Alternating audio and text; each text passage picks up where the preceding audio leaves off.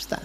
Ya pakai Al-Quran juga. Ya ini orang munafik bersirat lidah membenarkan kebatilan pakai Al-Quran.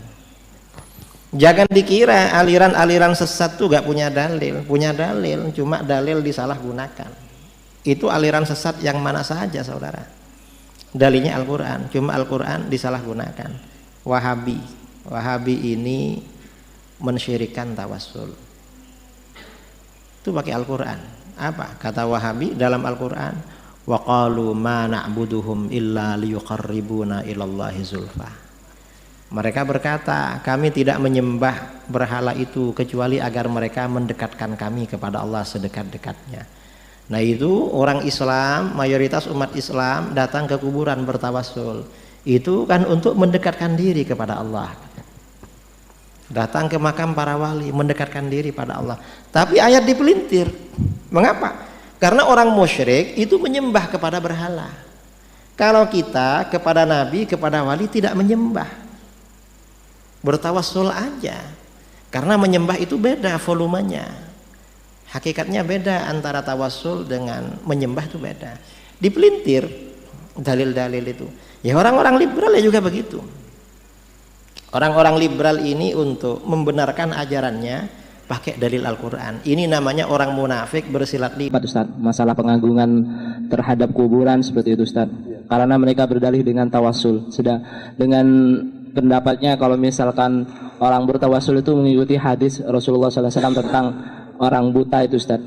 Banyak seperti itu dan banyak dalil yang mereka lontarkan tentang masalah tawassul Ustaz. Gimana kalau misalkan seperti itu Ustaz, apa bisa dikategorikan syirik yang seperti Ustaz jelaskan atau memang karena perbedaan pendapat Ustaz? Makasih Ustaz. Tawasul kepada Nabi sallallahu alaihi wasallam, jika tawasulnya jadi tawasul kepada Nabi sallallahu alaihi wasallam setelah wafatnya Nabi, ini merupakan bid'ah. Dengan bentuk tawasul tersebut tidak mengantarkan kepada peribadatan. Karena kita tahu bahwasanya orang-orang musyrikin dahulu mereka juga bertawasul. Dalam ayat seperti kata Allah Subhanahu wa taala, mereka mengatakan ma na'buduhum illa liyuqarribuna ila Allahi zulfa. Kami tidak menyembah mereka kecuali mendekatkan kami kepada Allah sedekat-dekatnya. Dalam ayat yang lain mereka mengatakan haula'i syufa'auna indallah, ya. Mereka adalah pemberi syafaat bagi kami di sisi Allah. Jadi orang-orang musyrikin dahulu mereka menyembah sesembahan-sembahan mereka seperti Lata, Uzza dan yang lainnya dalam rangka untuk menyembah Allah. Perhatikan sini. Jadi mereka menyembah sesembahan-sembahan mereka dalam rangka untuk menyembah apa? Allah. Jadi mereka masuk dalam kesirikan dalam bab syafaat. Akan tapi tatkala mereka minta syafaat kepada sesembahan-sembahan mereka disertai dengan peribadatan. Sehingga mereka terjerumus dalam kesyirikan. Entah dengan menyembelih untuk mereka, entah dengan meminta kepada mereka, ya. Entah dengan ketundukan, ya, kerendahan di hadapan sembahan-sembahan mereka tersebut. Sehingga mereka bukan hanya sekedar bertawassul secara murni, tetapi disertai dengan peribadatan kepada sembahan-sembahan tersebut. Adapun praktek yang dilakukan oleh sebagian kaum muslimin tatkala pergi ke kuburan Nabi, mereka mengatakan, "Ya Rasulullah, mintakan kepada Allah Subhanahu wa taala agar saya gini dan demikian. Mohonkanlah kepada Allah." Kalau hanya sekedar ini, maka ini bid'ah, bukan apa? Bukan syirik. Karena dia tidak ada bentuk peribadatan kepada siapa? Kepada Rasulullah. Beda kalau dia mengatakan, "Ya Rasulullah, tolong saya." Ini kesyirikan seperti ini. Beri turunkanlah hujan bagi saya, ini kesyirikan, berarti minta kepada Nabi.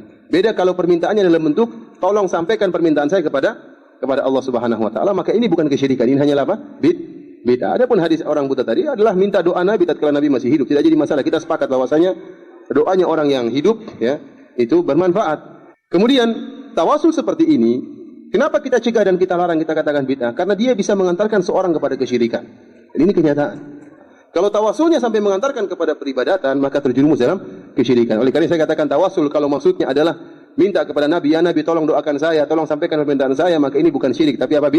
Bid'ah. Tapi dikhawatirkan membuka pintu-pintu kesyirikan karena bisa jadi orang itu hanya merendah dan menghinakan dirinya kepada Nabi, bukan kepada Allah Subhanahu wa taala. Paham? Hukumnya mereka udah beranggapan kalau misalkan seperti itu memang udah khilafiyah gitu Ustaz. Tidak bisa kita bilang bagaimana masalah ini, meskipun khilafiyah kita harus tegas.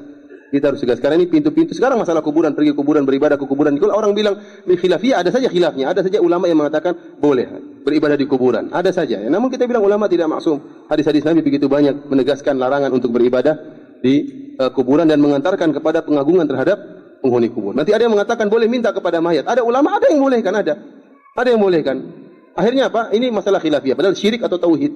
Oleh karena kita mengatakan meskipun ada sebagian ulama yang bolehkan, namun kita bilang bahwasanya para salaf tidak ada yang bolehkan. Itu ulama mutaakhirin, abad ke-8 atau abad ke-9 yang bolehkan tersebut. Adapun kalau kita buka buku-buku terdahulu tidak ada pernyataan seperti ini.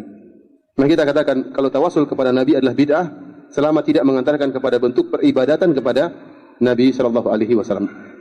Ini juga perhatian bagi kita. Jangan mudah-mudah kita memvonis orang musyrik. Karena bisa jadi orang tidak terjerumus dalam syirik kita katakan syirik. Bisa jadi hanya sekedar apa? Bid'ah, tidak sampai pada tingkatan kesyirikan.